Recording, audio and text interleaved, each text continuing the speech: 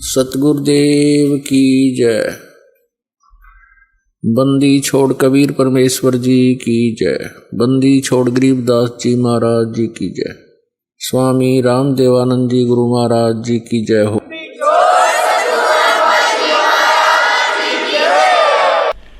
जैसे एक समय एक राक्षस नहीं मर रहा था, एक जलंधर नाम का राक्षस नहीं मर रहा था, क्योंकि देवताओं से युद्ध कर रहा था, क्योंकि उसकी पत्नी पतिव्रता थी और उसका तुलसी नाम था। सभी देवताओं ने भगवान विष्णु से कहा कि वो राक्षस नहीं मर रहा है, तो किसी ने बता दिया कि उसकी पत्नी पतिव्रता है और उसका पतिव्रत धर्म खंड हो तो वो मरे। विष्णु जी से कहा गया, विष्णु जी ने उस राक्षस का रूप बनाया और उसकी पत्नी के साथ विलास किया, तब वो राक्षस मर गया। उसके बाद उसकी पत्नी को जब पता चला कि मेरे पति की मृत्यु क्यों हुई, तब उसने पता चला कि ये तो विष्णु जी ने तेरे साथ छल किया है। उसने उसको श्राप दे दिया। अब कहने का भाव है कि ये चरित्र इन सुप्रीम देवताओं के हैं, तो वहां स्वर्ग में हम करांगे कि ये आग वहां लग रही है। अपने पुण्य से वहां कोई देव पद प्राप्त हो जाता है, पुण्य अक्षीण होने के बाद वहां से निकाल दिया जाता है, फिर 84 लाख योनियों में धक्के खाने ही पड़ते हैं। तो परमात्मा कहते हैं, कबीर राम बुलावा भेजिया, दिया कबीरा रोए। जो सुख है संत के संग में, वो बैकुंठ में ना होए। तो ऐसे परमात्मा के साथ वार्ता करने में जो उसकी धर्मदास जी की आत्मा को आनंद आ रहा था, जो परमात्मा नहीं रहे, तो जैसे जून के महीने में और बंद कमरे में एसी चल रहा हो और लाइट चली जा, 1 घंटे के बाद पसीना पसीना, ओहो। ऐसी स्थिति प्रभु के जाने से, अंतर ध्यान होने से उस प्यारी आत्मा धर्मदास जी की हो गई। अब वो सोचता है कि यह तो बहुत गलती बनी, देख मैं कैसा दुष्ट हूं, सब प्रमाण मेरे समक्ष थे और जो पूजा मैं कर रहा था ये सारी बेकार है, व्यर्थ है। और अब ये भगवान मिले नहीं, क्योंकि मैंने दूसरी बार इनके साथ बदतमीजी कर दी। अब सभी विचार करके उस सभी पूजाओं को, तीर्थों के भ्रमण को, वृंदावन बरसाने में जाने को त्याग कर अपने सब गांव सब नगर बांधवगढ़ की तरफ चल पड़ा।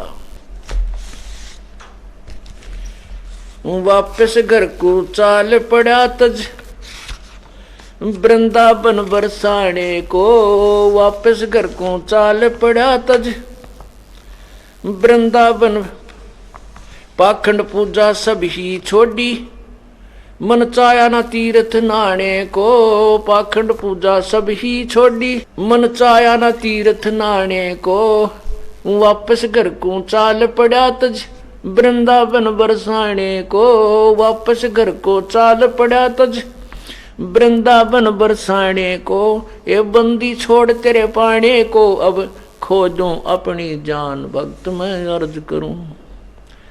ज्ञान सुना दे, विधि बता दे, हो मेरा कल्याण, भक्त मैं अर्ज करूं।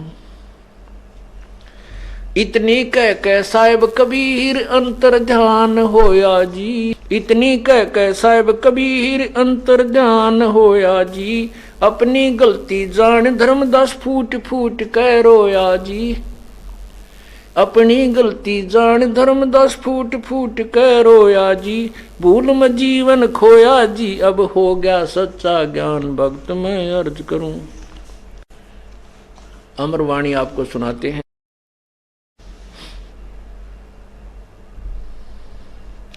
तावालीन भये निर्बानी, मग्न रूप साहेब सैलानी। तावा रोवत धर्म निनागर, कहाँ गए मेरे सूखे सागर। तहा वहां रोवत है वो धर्मनी नागर धर्मदास सेठ, और कहता कहाँ गए मेरे सूखे सागर। अधिक वियोग हुआ हमसे ती, जैसे निर्धन की लुट जा खेती। ने बोला भगवान मैं इतना दुखी हूं, मेरे साथ तो वो बन गई है कि जैसे कोई निर्धन किसान मुश्किल से खेती परिपक्व करे और उसको कोई लूट ले जा, ठा ले जा दो झटके थे। अब उस गरीब किसान को पूरा वर्ष कैसे व्यतीत होगा उसको खूब पता होता है। तेरे बालक भूखे मरेंगे, कोई मांगा दे न उधारा दे। तो कहते आज मेरे साथ ऐसा धोखा हो गया जैसे निर्धन किसान की कोई खेती न लूट ले जा। अधिक वियोग हुआ हमसे ती, जैसे निर्धन की लुट जा खेती।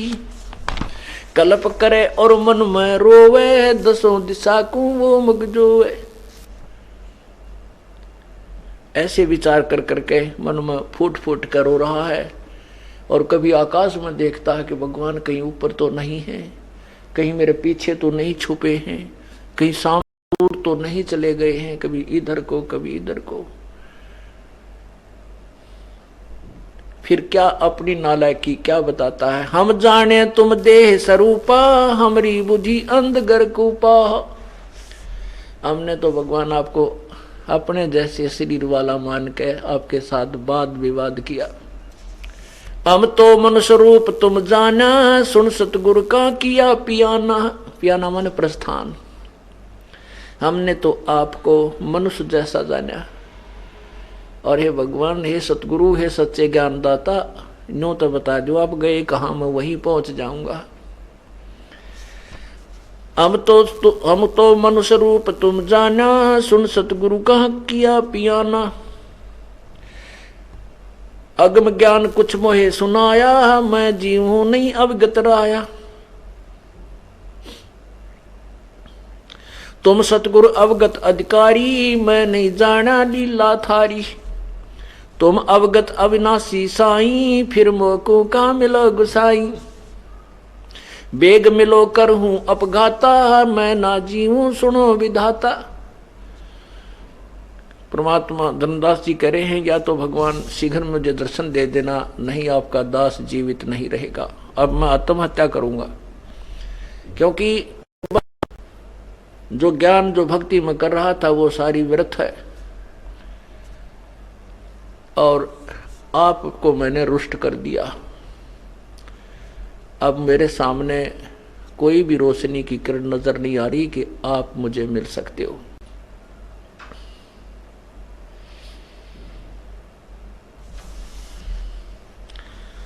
अब धर्मदास जी अपने निर्धारित तीर्थ भ्रमण के कार्यक्रम के अनुसार 2-3 महीने 3-4 महीने के लिए भ्रमण पर निकला था, और वो 15 हफ्ते 10 दिन के दिन वापस ही आ गया। आमनी देवी जो भक्त धर्मदास जी की धर्मपत्नी थी, वो भी बहुत पुण्य आत्मा थी, लेकिन 100 बहनों में कोई 10% ऐसी होती हैं जो कुर्बान अधिक होती हैं मनुष्य से दान धर्म में। तो आमनी देवी अच्छी आत्मा थी, भगवान को चाहने वाली थी, लेकिन फिर भी अपने स्वभाववश धर्मदास जी को दान धर्म करते समय कभी टोका टाकी कर देती थी। धर्मदास जी इतने कुर्बान थे, कितने साधु संत आ जाते, सबको भोजन कराते, फिर उनको 100 रुपये दान दे देते। उसमें 100 रुपये तो आज के 50,000 के करीब हैं। तो आमनी देवी उनको कई बार कह देती थी कि आप देख अपना जो है ना देख कर दान किया करो, हिसाब से दान किया करो। तो उससे एक आधी बार घर में कहा सुनी होकर के कई दिन मन मुटाव भी बन जाता था। अब धर्मदास जी वापस आए अब जैसे किसी के जबरदस्त चोट लाग जा हृदय में, कोई सा निजी व्यक्ति मर जा, बेटा मर जा, बेटी मर जा, कोई और चोट हो तो दुख हो जा, तो वो व्यक्ति अंदर ही अंदर घना रोया करे, फूट फूट कर रो कर छक ले, जब अंदर ही अंदर जैसे काठ गुण न खाती है ऐसे करता है। तो धर्मदास जी 4-5 दिन में घर पहुंचा, रो रो कर तो छक लिया, अंदर ही अंदर एक ऐसी पीड़ा उसके बनी हुई थी, बोल नहीं सका। जाके अपने महल के घर के अंदर और जमीन पर पड़ के ऐसे मुंह के बल लोट के बहुत बुरी तरह रोने लगा, फूट फूट कर रोए। आमनी देवी उसी के पास जमीन पर बैठ कर पूछने लगी, क्या हो गया स्वामी आपको, क्या बात होगी, क्यों रो रहे हो, क्या दुर्घटना हो गई। वो नहीं बोल पा रहा, रो ही रहा बुरी तरह।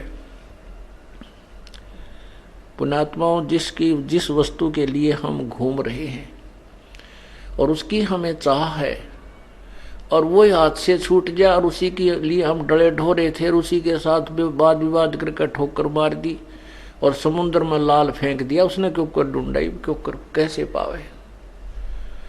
संसार रूपी सागर में भगवान फिर छुप गए और जिसके लिए सब कुछ कर रहे थे वो सामने बैठा और फिर अज्ञानता के कारण उसको ना पहचान कर ठोकर मार दी। अब वो मिलेगा कैसे। इस सभी विचारों को करके अपने जीवन को व्यर्थ जानकर वो बहुत बुरी तरह रो रहा है।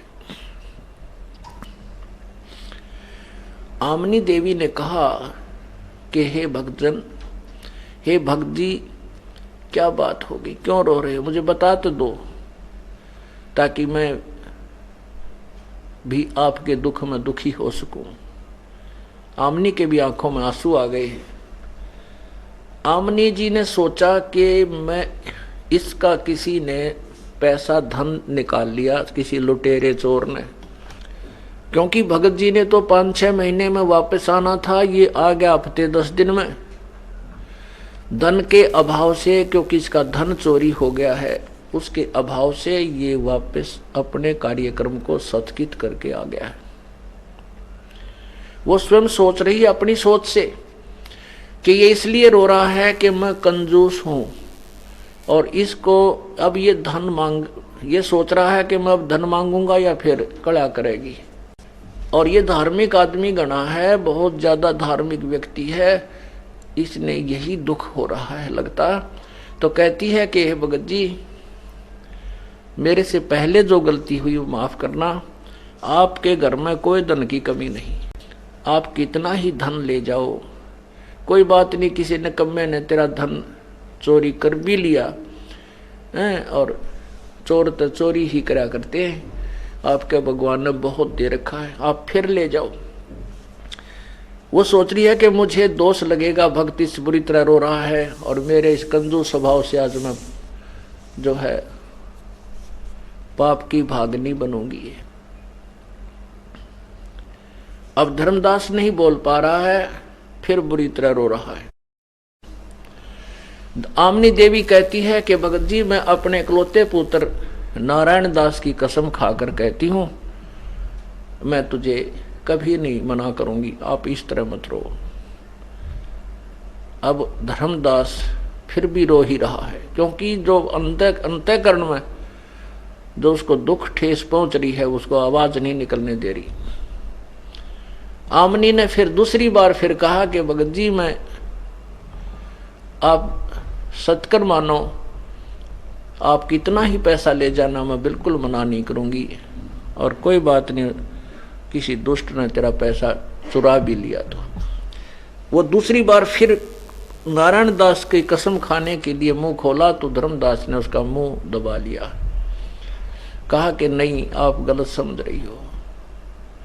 रोते रोते कह रहा है कि मेरा वो धन चला गया, इस धन को मैं नहीं रोता।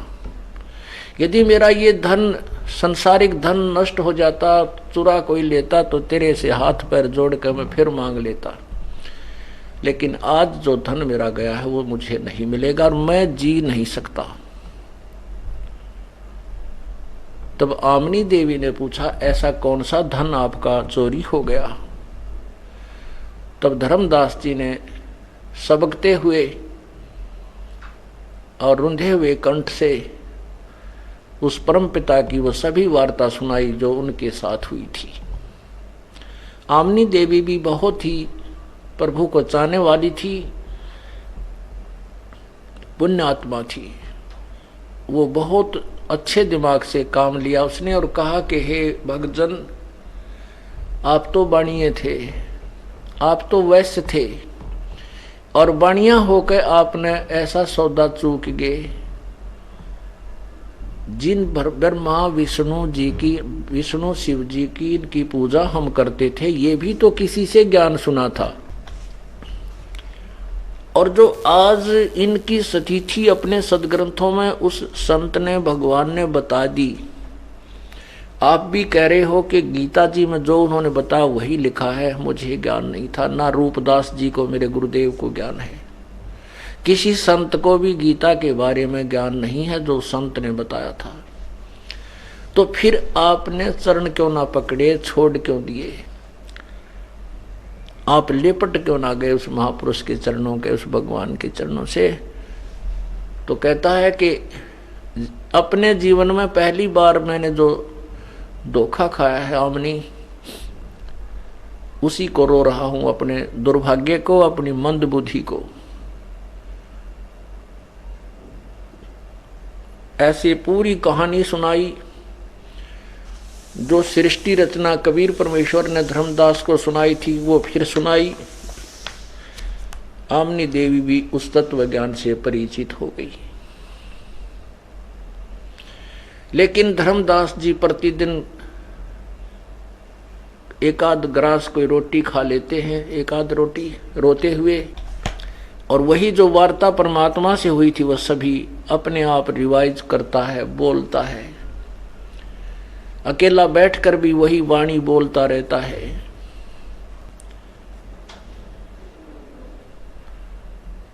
और घर से बाहर अपने द्वार पर बैठ जाता है, कोई दूर तक दृष्टि गाड़े रहता, जैसे पागल देखता है, जैसे भीलड़ी देखा करती श्री राम के आने की इंतजार किया करती थी, ऐसे ही वो इंतजार कर रहा कि हो सकता है मेरे दुख न देख कर भगवान फिर कभी आ जाए। द्वार पर बैठ करके ऐसे दृष्टि देखता रहता है, कभी इधर देखता है, दूर से उसको ऐसा, क्योंकि उसका इमेजन, उसकी जो आंखों की और मन की सोच मिलकर के किसी भी व्यक्ति को ऐसा ही रूप दिखने लग जाता जो दूर से यात्री आ रहा होता है। धर्मदास जी उसी तरफ दौड़ लेता है पागलों की तरह, जाकर निकट से देखता है वो व्यक्ति कोई और होता है। फिर रोता हुआ वापस आकर के अपने घर में बढ़कर फिर फूट फूट कर रोता। ऐसे 6 महीने बीत गए और धर्मदास का शरीर सूख का कांटा बन गया, केवल अस्थि पिंजर शेष था। परमात्मा कहते हैं, राम वियोगी ना जीवे और जीवत बावड़ा हो। बावड़े का मतलब है कि वो वही क्रियाएं करता है जो भगवान के मार्ग में सफल होने की होती हैं। संसार उन्हें बावड़ा कहता है, उसको पागल कहता है। तो वो या तो जी नहीं सकता और जीवेगा तो दुनिया के दृष्टि में वो पागल ही कहलाता है। वही परमात्मा प्राप्ति कर सकता है। आदरणीय गरीबदास साहिब जी जो परमात्मा के उस सतलोक को देख करके वापस आए, परमात्मा ने वापस छोड़ा तो ये अमृतवाणी बताने लगे, रामकृष्ण जी की सतिथि से परिचित कराने लगे जनसाधारण को, और कबीर जी को परमात्मा बताने लगे। तो उस परमेश्वर प्राप्त पुण्यात्मा को वहाँ के अज्ञान लोगों ने, अनजान लोगों ने बावड़िया कहना शुरू कर दिया, ये तो पागल है। ब्रह्मा विष्णु महेश से ऊपर कबीर को बताता है धानक को, वो तेरा गजब भैया। कहते हैं गरीबदास जी को भी बावड़ा बताया कि कर ले इस दुनिया शैणी का। ये तो इतने सियाणे बन रहे, इस गलत ज्ञान को में अपने आप को इंटेलिजेंट बनाए बैठे हैं, और इन सियाणा का के कर ले, इन चतुरों का कि वो भगवान प्राप्त प्राणी को भी मूर्ख बताने लागे। जब 6 महीने तक वो कति बुरी तरह रो रो के और 100 बार कान पकड़ता है, भगवान आगे मैं कभी विवाद नहीं करूंगा, प्रेम पूर्वक आपसे अपने प्रश्नों का, शंका का समाधान चाहूंगा, मैं कभी आपसे कोई ऐसी शब्द नहीं कहूंगा प्रभु जिसे आप मेरे से रुष्ट हो जाएं। हम तो अज्ञानी हैं, आप तो जानी जान हैं, परवरदिगार हो, दीन दयाल हो, एक बार दर्शन दे दो मेरे दाता, फिर नहीं आपके साथ विवाद करूंगा। आप नहीं मिलोगे तो ये जीव आपका दास जी नहीं सकेगा। आपके ज्ञान से स्पष्ट हो गया कि ये जीवन है क्या। आज मैं अरबपति हूं चाहे खरबपति हूं, कर मृत्यु हो जाएगी, ज्ञान मेरा ठीक नहीं, भक्ति मेरी सही नहीं, मैं तो गधा बनूंगा। हे परमात्मा, इस अनमोल जीवन की वैल्यू का मुझे अभी ज्ञान हुआ। जब इस तरह वो तड़फ तड़फ कर बिल्कुल उसके अंदर की सारी वो फड़क निकल गई, वह करड़ापन निकल गया, तब परमात्मा ने आमनी देवी में चेतना प्रदान की।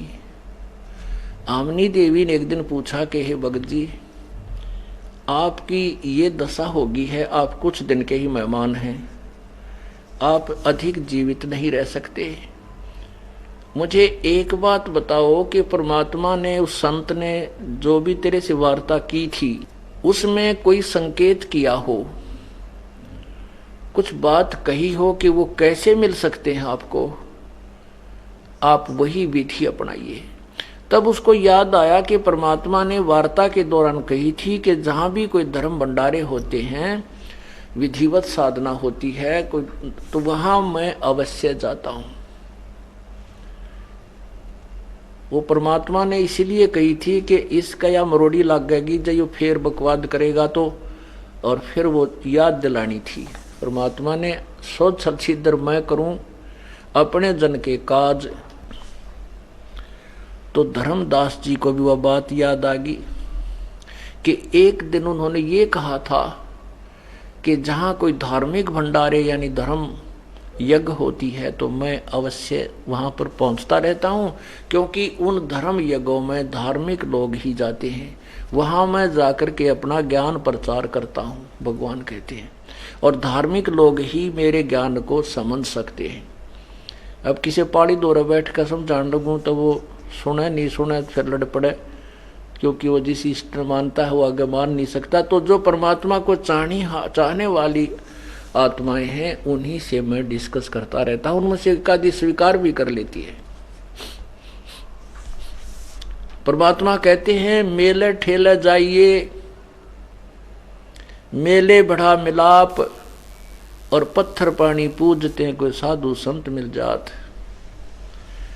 कि जो परमात्मा पाने का प्रयत्न तुम कर रहे हो, कहीं संत समागम होते हैं वहां जाते रहिए, हो सकता है उन पत्थर पानी पूजता कोई संत वहां, क्योंकि भगवान उन्हीं स्थानों पर कोई रूप धारण करके जाता है, या वहां पर कोई अपने ऐसे हंस को भेज देता है, किसी कामवश आसपास रास्ते में मिल जाता है, या वहीं उसका घर आसपास होता है, वो उनको सद्मार्ग बता देता है और कहता है कि वहां जाइए आपने कल्याण करवाना है। तो इस प्रकार वही आत्माएं परमात्मा के लिए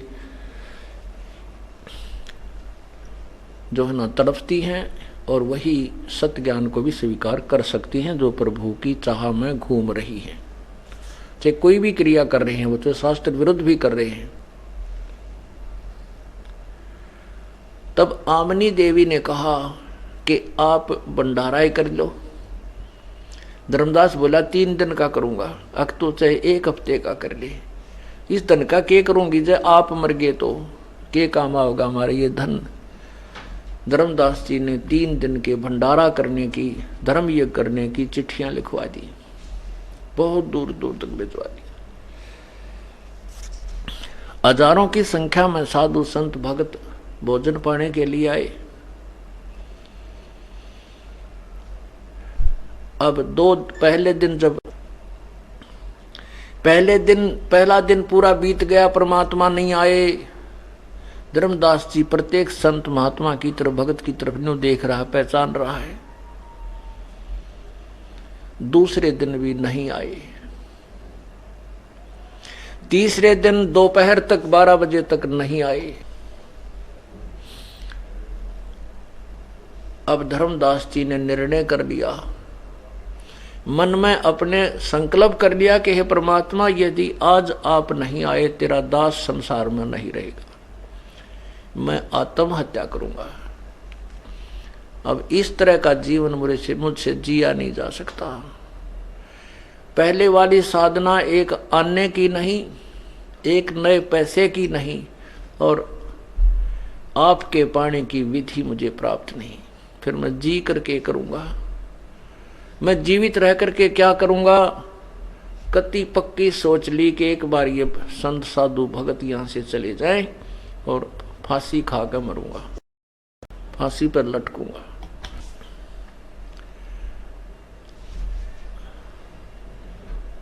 कुछ देर के बाद वो फिर उन संतों के पास, भंडारा चल रहा था, वहां घूम रहा था, देख रहा था।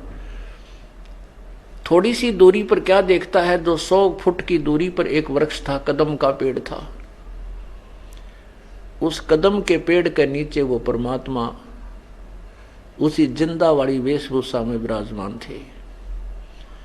अब धर्मदास जी बहुत स्पीड से वहां दौड़ के गया, भाग कर गया, ऐसे ध्यान से देखा, वो हो ये तो वही भगवान है। चरणों में गिर गया, छाती से लिपट गया, चिपट गया उनका, रोवा बुरी तरह, जैसे बालक अपने माता पिता के सीने से लिपट कर रोता है, जो घर पर छोड़ दे मामा के चली जा फिर आमत है। इस प्रकार बुरी तरह रो रहा है। परमात्मा बोले, धर्मदास, तेरी सच्ची लगन को देख करके मैं यहां पर आया हूं, तो आप ऐसे करो कि इन भक्तों को विदा करो और इनको मेरे विषय में नहीं बताना है, आप जाओ, इनको विदा करो। धर्मदास को तो वही कहते हैं, दूध का जला हुआ लस्सी को भी फूंकता है। आंखों की तरफ देख कर रोकर बहुत ही मायूस होकर कहता, भगवान अब मत जाना, मुझसे बहुत गलती बनी, मैं बहुत नीच आत्मा हूं। परमात्मा, मेरा वो गंदा ज्ञान, वो अधूरा ज्ञान मुझे टेकन नहीं देता।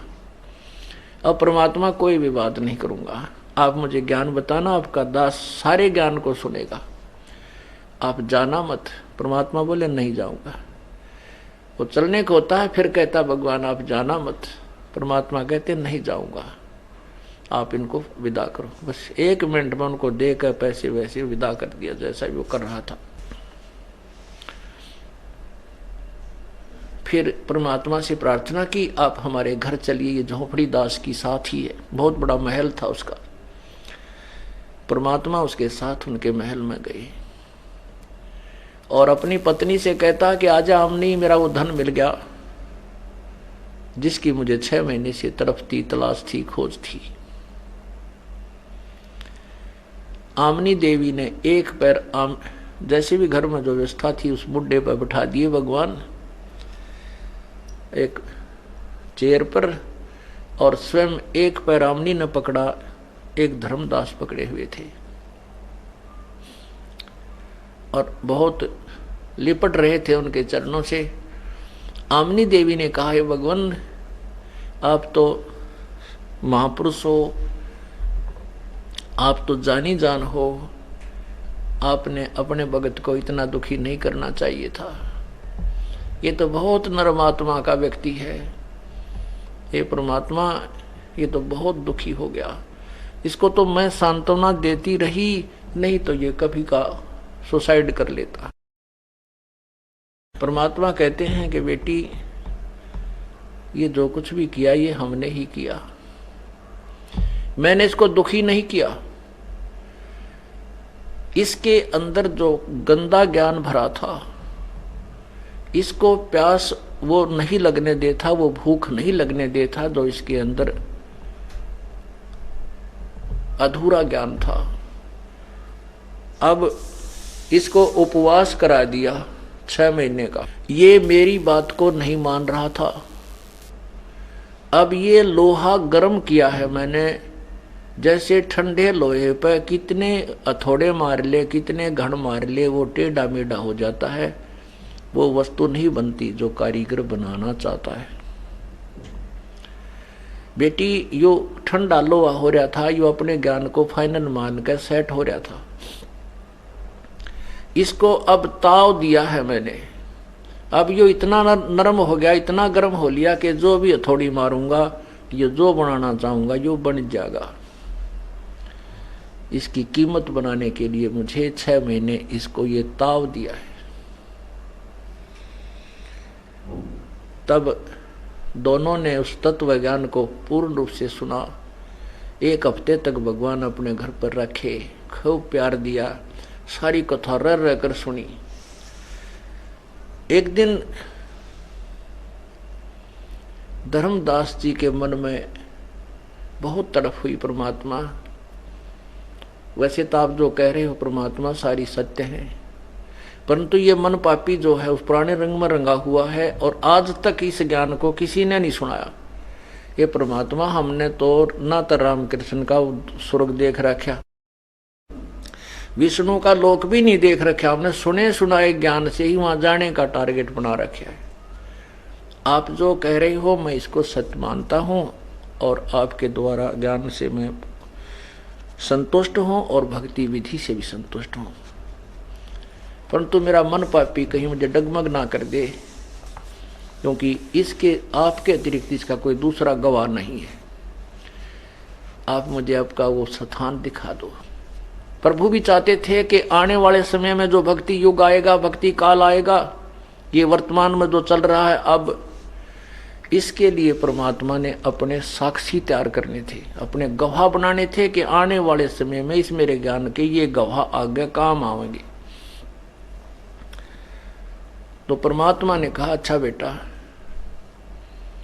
तुझे वो सतलोक दिखाता हूं। अब परमात्मा चले गए कि मैं फिर कभी आऊंगा।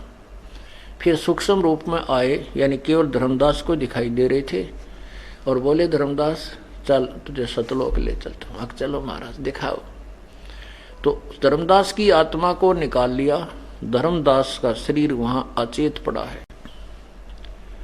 परमात्मा सतलोक में लेकर गए और उससे पहले यहाँ 21 ब्रह्मांड सारे दिखाए, काल का निज स्थान दिखाया, जहाँ 1 लाख प्राणियों को नित खाता है वो तपस्या दिखाई, ब्रह्मा विष्णु महेश के लोक दिखाए, स्वर्ग दिखाया, यहाँ के धर्मराज का वो स्थान दिखाया, और जहाँ ये काल 3 रूप में रहता वो दिखा देख ये ऐसे छल किए हुए यहाँ ब्रह्मा को उत्पन्न करता है, इस क्षेत्र में विष्णु को उत्पन्न करता है, इस क्षेत्र में शिव को उत्पन्न करता है, इनको बेहोश किए हुए कर लेता है और फिर सचेत करता है। ये यहाँ छुपा रहता है अपनी योग माया से। उधर से धर्मदास अचेत हो गए। आसपास के कुल के लोग एकत्रित हुए, हाहाकार मच गया, ये मरेगा, ना खा रहा है ना पी रहा, ना आंखें खोल रहा है, केवल दिल धड़क रहा है, श्वास चल रहा है। 3 दिन बीत गए। तीसरे दिन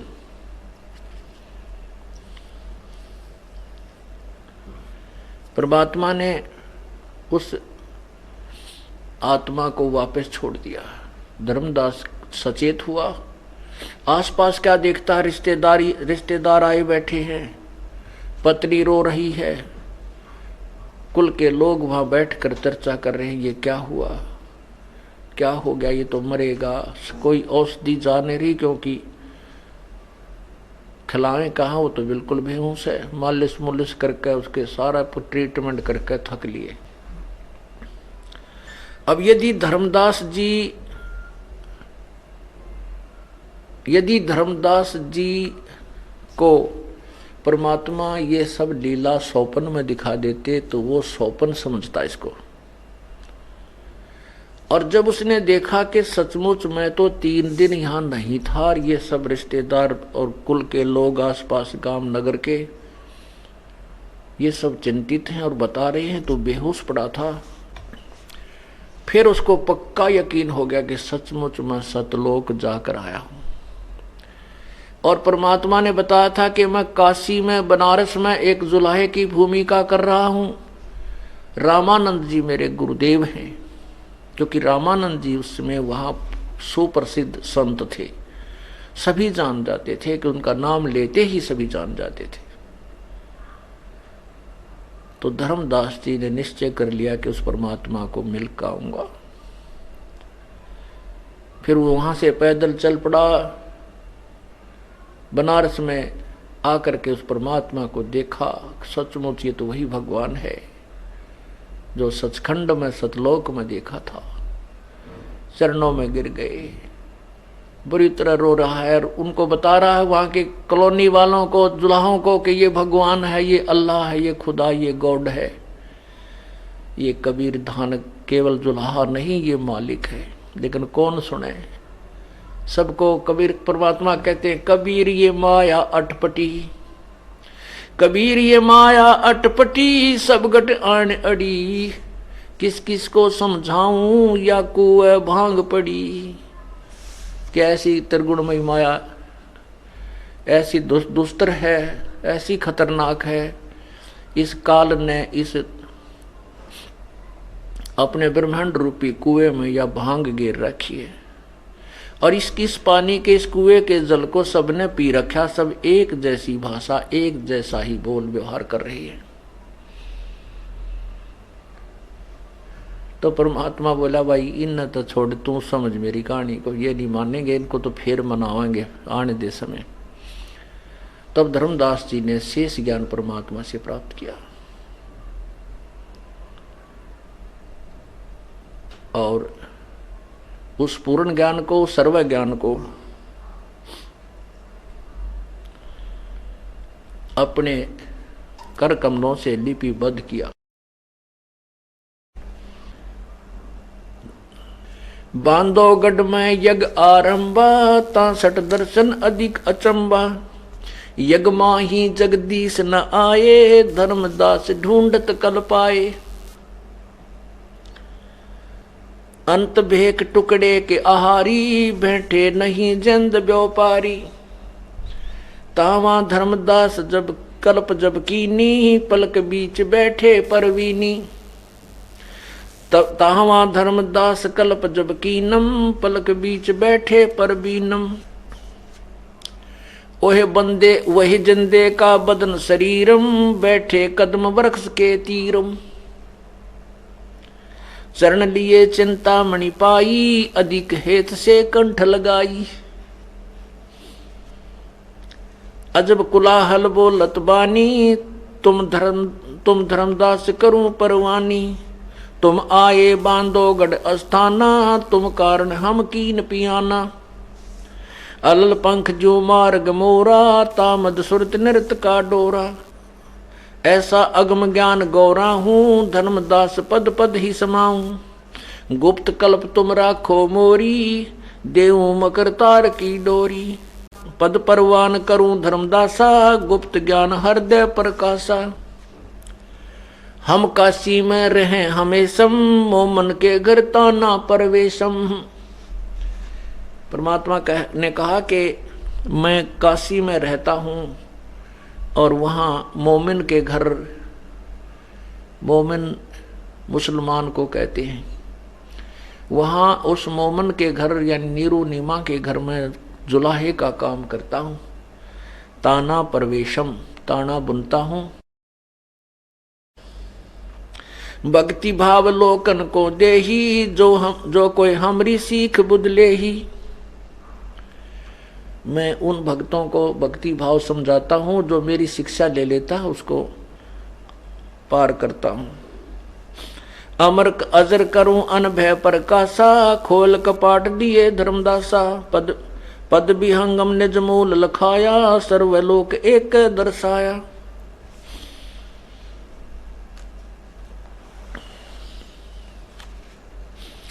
सकल सृष्टि में देखा जिंदा, जामन मरण कटे जम फंदा।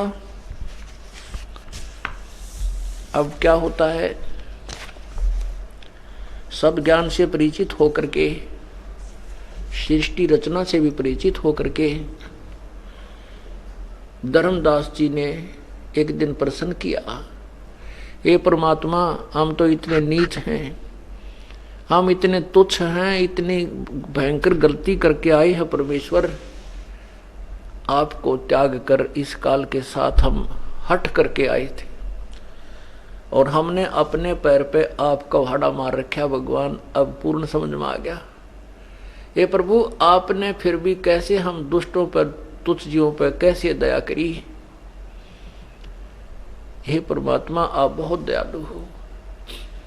हे प्रभु कृपा आपके यहाँ आगमन की कुछ सती थी, मुझे बताइए। तो परमात्मा कबीर जी, क्योंकि हमने भगवान की जो परिभाषा है वो कति उलट सुन रखी है और 1, 2, 3 वर्ष तो हम बेशक सुनते रहे, इस ज्ञान को ग्रहण नहीं कर पाते।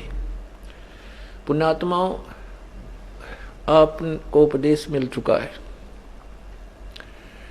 आप इस पथ के पंथी हो चुके हो, आप हमारे बच्चे हो चुके हो, क्योंकि जो माता पिता से शरीर में बच्चे उत्पन्न होते हैं वो रज बीरज के होते हैं, उसको बिंद के कहते हैं। और जो शब्द से हमारे बच्चे बनते हैं, जो शब्द हमारे वचन से जुड़ते हैं, नाम से जुड़ते हैं, उनको बिंद के, उनको नाद के बच्चे कहते हैं। नाद माने वचन यानी नाम से जो जुड़ते हैं वो बच्चे होते हैं। आप हमारे बच्चे हो और नाद के बच्चे हो, वचन के बच्चे हो। तो जो बच्चा पहले 1-2 वर्ष का होता है वो माता पिता से पूछता है, कोई वस्तु मिल जाती है, वो पूछता है ये क्या है पिताजी। पिताजी कहता भाई यो मार्कर है, यो मार्कर है, फिर कहता ये मार्कर है, वो करता करता और कोई और ही काम लग जाता है, बच्चा खेलने लग जाता है और वो स्वीकार नहीं करता कि पिताजी क्या कह रही, और वो ये भी नहीं सोच रहा, ये भी नहीं मानता कि पिताजी झूठ बोल रहे हैं, उसका विरोध भी नहीं कर रहा है और उसको ही करता रहता है। कहने का भाव ये है कि आप 2-3 साल तक, तो 2-3 वर्ष के तक इस मार्ग को पर चलोगे तो आप इस ज्ञान को अस्वीकार भी नहीं कर सकते कि गुरुजी गलत बता रहे हैं, लेकिन आपकी वह को नहीं मिटता है। आप कुछ ना कुछ न सोचे जाओगे, वो मतलब ग्रहण नहीं कर पाते इसको अच्छी तरह। और जब वो बच्चा बड़ा हो जाता है, संकेत से समझाता है बेटा वो ला उठा के, वो अक्सर में कहता मार कर, हाँ हाँ ला उठा के। तो ऐसे ही कुछ दिनों के बाद जो पुराने बच्चे सियाने हो गए हैं वो तुरंत समझ जाते हैं और उनको परमात्मा की सच्चाई पूर्ण रूप से समझ में आ चुकी है। ऐसे ही धर्मदास उस समय बालक थे,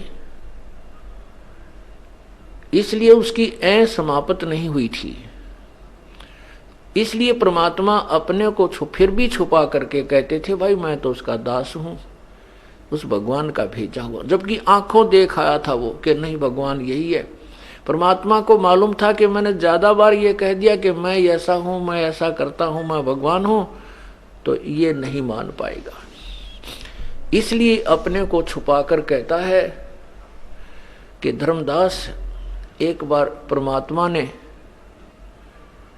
अब बड़ा फिर तो समझने लग जाता है धर्मदास बाद में कि ये तो लीला खुद ही कर रहे हैं। तो कहता है कि धर्मदास जब ये सभी प्राणी काल के जाल में फंस गए और यहाँ ले आया, ये यहाँ पर आ गए, फिर ये बुरी तरह इनकी दुर्गति करने लगा, तपस्या पर भूनने लगा, कोई गधा बनाया, कोई कुत्ता बनाया, कोई सुअर सूरी बना दी। अब ये जब दुखी होता है प्राणी, जब भगवान को रोता है, कुत्ते भी आपने देखे होंगे रात को मुंह करके ऊपर, अब आत्मा तो रोती है, बोल नहीं सकती। ऐसे ही हम मनुष्य भी रोते हैं, भगवान को ढूंढते हैं कहाँ मिला जो हमें सर्व सुख दे, और भगवानों की पूजा भी करते रहते हैं दुख नो के नो। तब परमात्मा कहता है कि धर्मदास जब इन जीवों की दुर्गति हुई, ये हाहाकार मचाने लगे, तब उस परम पिता को दया आई, क्योंकि ये सभी उसी के बच्चे हैं, इस काल के नहीं हैं, इसके ये काल के होते तो ऐसे दुख देता, किसी का बेटा मरे, किसी की बेटी मरे, किसी की टांग कटे, किसी को कैंसर बन रही है, कोई गधा बना दिया, कोई कुत्ता बना दिया। क्या अपने बच्चों को कोई इतना दुखी कर सकता है? नहीं। तो क्या ये भगवान है हमारा, या हमारा मालिक है? नहीं। तो उस पिता ने दया आई इन पर, उस परम पिता ने मुझे भेजा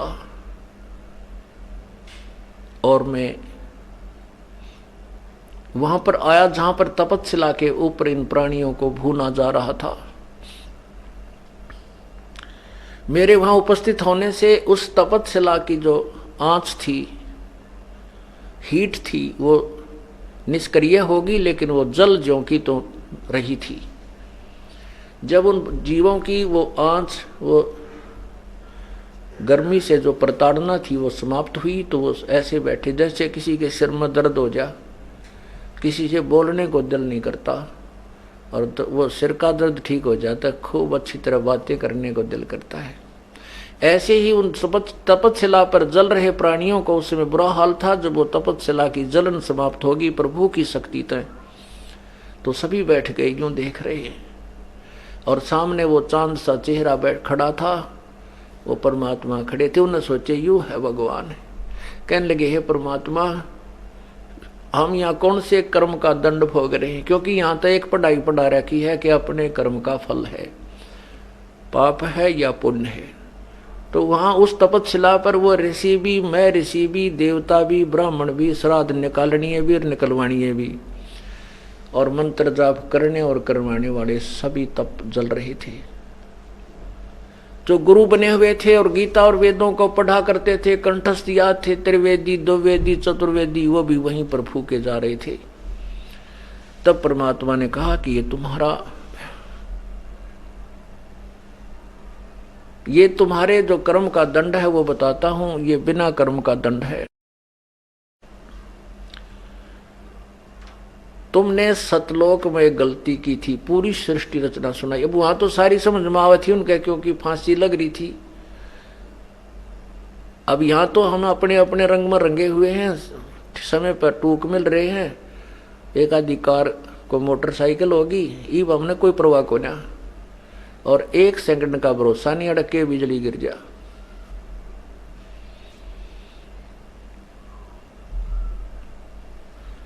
तो वहां जब हम दुखी हो जाते हैं तब तो हमसे कुछ भी कह और करवा ले, हम सारी मान लेते हैं।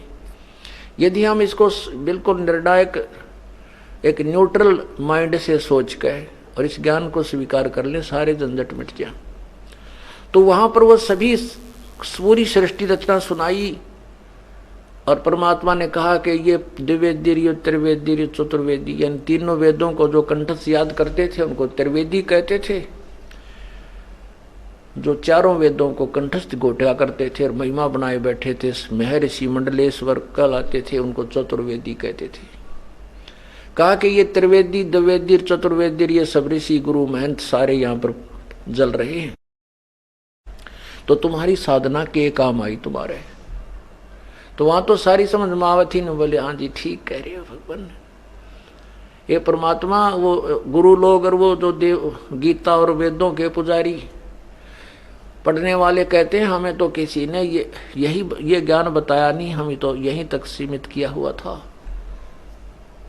फिर वो सारे ज्ञान से परिचित होकर के कहते हैं, ये भगवान हमें छुटवा लो इस काल के जालते हैं। परमात्मा ने कहा कि नहीं, मेरे इस काल के जाल से मैं तब छुड़वा सकता हूं जब तुम मृतलोक में मनुष्य जीवन पाओ और मेरे इस तत्व ज्ञान से परिचित होकर के इस सत्य नाम का जाप करो, सार नाम प्राप्त करो। सत साही।